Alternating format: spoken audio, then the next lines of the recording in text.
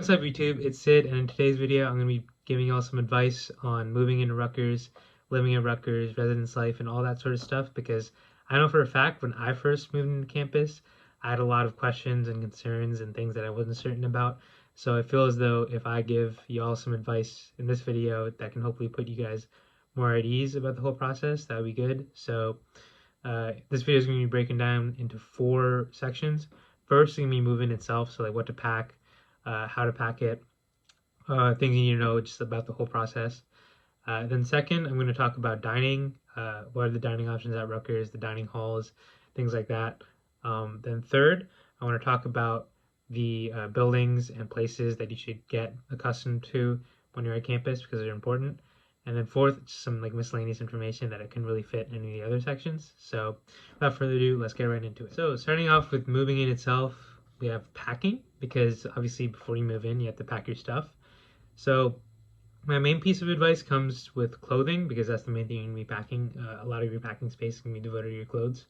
So be smart with when you're packing clothes. I would say make sure the main thing you need to understand is how much space each type of clothing is going to occupy. So, for example, winter jackets are going to take up a lot of space. So if you live close to campus or relatively close, like you go home fairly often, you should definitely not bring up a ton of winter jackets when you're packing because they take up a lot of space.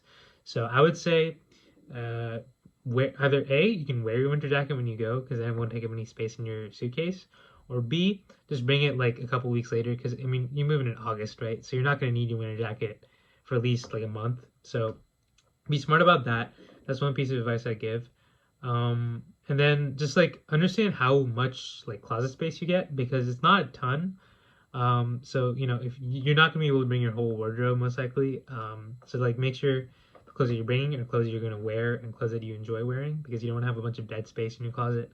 And also since you have to pay for laundry, you don't want to have a ton of clothes because that way you don't have to pay as much when you're doing laundry because of 150 for wash and 150 per dry, so it's like $3. So if you need to do it a lot, it could add up throughout the semester. So just be smart about that.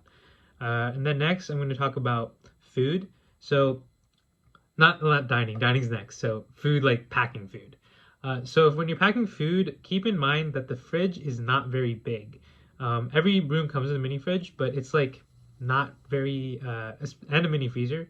But the freezer is very small. You can maybe fit like a pint of ice cream in there and not much else. And then the mini fridge is like you can maybe put in like some milk and some leftovers, but I would not recommend keeping it full because A, you're gonna have leftovers from the dining hall, which I'll talk about in the future, and then you're also gonna have some difficulty with fitting in like much of anything. So with that in mind, keep mostly things that don't require refrigeration, like chips, um, uh, I don't know, dried foods, fruits, things of that nature, because it's a lot easier to store those than it is things that need refrigeration.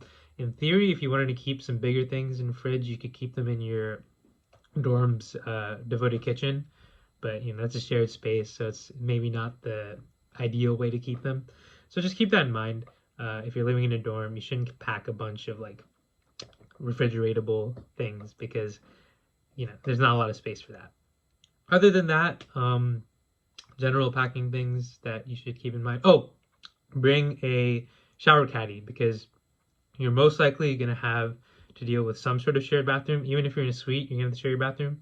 But especially if you're in a regular dorm, you're going to need to bring your shower supplies and your toiletries and stuff to the communal bathroom. So if you have a shower caddy or some sort of bag to keep your toiletries in, that would be ideal because obviously you don't want to be carrying like your body wash, your conditioner, your skincare, all like that. You're gonna want to have something to keep them in and keep them organized. So that's a big essential for your dorm room. Shower shoes, that's a good idea because the shared showers, you don't know what's on the floor, so you'd rather not risk it. So just bring some good shower shoes or flip flops or something like that. And other than that, uh, cable management. You want to bring like a surge protector or something because there aren't going to be a ton of outlets. Um, have long wires because again, the outlets are like weirdly located sometimes, so you might want to have longer cables so you can charge everything without having to sit really close to an outlet. So that's a good one. And other than that, oh, big one is to keep in mind the dimensions of your room when you're packing. So for example, my room is going to be 19 feet by 12 feet. So for that size room, I shouldn't bring like a 32-inch TV, which is what I had last semester in my suite. So keep that in mind. So moving on to dining, the first and most important thing you need to know is how much stuff you can get for a meal swipe. So if you're a freshman, that means you're required to have at least 210 meal swipes, and you should get 210. You should not get the 255, and you sure as heck shouldn't get the 280. The reason why is because when you meal swipe, you get a lot of food. At a dining hall, you're going to get an entree, two sides, a dessert, and a 24-ounce drink if you want that too. That's a lot of food, and typically you can't even eat that much food 3 times in a day. So two swipes is plenty, and you should figure out some alternative ways to use your meal swipes because you don't want to have a ton left. Ideally you want to use most of them. So at Kilmer's Market, they have a grocery credit. I believe last semester it was $10. I don't know if they're going to change it this semester, but yeah, so last semester you get $10 of the groceries at Kilmer's, which is nice. Same thing at Cafe West. And other places you can go. I don't know if Henry's Diner takes meal swipes, but I think they do because they're on campus. There's a Starbucks truck which takes them. There's a Sparrow, the Italian place with like mediocre pizza. They take them. So familiarize yourself with some places you can spend your meal swipes because believe me, it's really hard to get through all of them. So if you can figure out some good places to spend them, do that because you don't want to end up with like 100 meal swipes left at the end of the semester. So that's one thing. Another thing is to familiarize yourself with the surrounding eating options. So remember, figure out where the dining hall is. Is it walking distance? If not, do you need to get a bike or something like that? Most of the time it is. Like I know personally, Bush was like 10 minutes from me, and I live pretty far removed from it. Brower is pretty central on College Ave. You won't have to walk too far for that.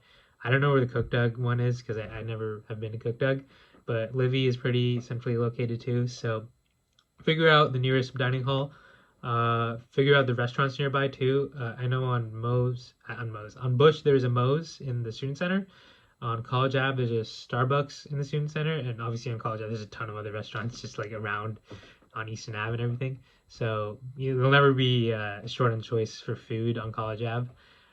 Then on Livy, they have the plaza, so they have the Qdoba there, Henny's Diner, and that Asian place, and Comer's Market, obviously. So pretty good options on Livy. And then I don't know what's on Cook Dog. I think there's like a Mexican place there, but I'm not really sure what else. So yeah, familiarize yourself with the restaurants in the area. Develop like a couple of places you go to regularly because that way it's a lot simpler to choose what to eat. It's like obviously you should explore, but like if you have a couple places you know are always going to be good, that's really helpful because it takes a lot of the complexity out of it. It's like, if you want to eat out and you know a good place, like, oh, I'm going to go to Taqueria, or oh, I'm going to go to, I don't know, Hansel and Gretel. That makes it a lot easier it saves you a lot of time, like looking for a place to eat if you know a couple good places that you can go and they're convenient and they're ideally walking distance away from you. So yeah, that's most of the advice I can give on dining. If you want like specific reviews of food, I do those too. You can check out my channel. I'm going to be posting a lot of food reviews once I move in, but there's a couple I did before. But yeah, so that's my advice for dining. And now I'm going to move on to familiarizing yourself with like campus in general. So moving on to places that you need to familiarize yourself with once you're on campus. First is the Student Center. I'm not sure if we're doing COVID testing this semester, but if we're going to have to reinstate that for the Delta variant, that's where we're going to have to go for that. And like a lot of other business, like, if you need new keys, if you need a new RUID card, you go to the Student Center. Or you also need to figure out where the Res Life building is, because again, if you need new keys, that's where you would go. I know the Bush Residence Life place was like this really remote place relative to me. I think it was in Best Hall, like near Best Hall, or Silvers or something. So you should figure out where that is because you don't want to get lost if you ever need services from those places, and then you should familiarize yourself with obviously where the dining halls are. I already talked about that. Then you want to, if you're a athletic person, you want to figure out where the rec centers are. Bush had a really nice rec center with like turf and everything. So, if you ever want to play football or soccer or anything like that, it's good to know where those things are. Speaking of which, the gyms.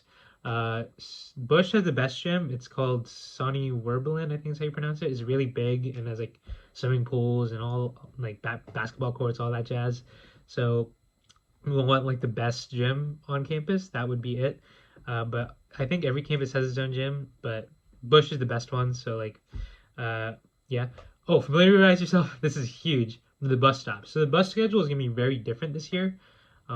So even I'm gonna have to do this myself, even though I was on campus last semester. So figure out where all the bus stops are and figure out what is near every bus stop. Because if you know what's near every bus stop, that's more helpful than knowing where the bus stops are. You know what I'm saying? Because like if you don't you don't just go to a bus stop to go to a bus stop. You go to a bus stop to then walk to something nearby. So if you are aware of what's nearby every bus stop, that's very helpful. So those are a couple of key things. Other than that, figure out a good place to study. If you're on College Ave, the academic building is great. On Bush, I'm not really sure. There's probably a library on Bush or something. Same thing with Livy and Cook Dug. I'm sure. Oh, Cook Dug, if it's nice outside, the pond is a really nice place to study, I've heard. I've only been there like once, so don't take my word for it necessarily, but you try it out. It is very pretty, and I feel like it'd be a nice place to study. So, yeah. Also, figure out places to hang out.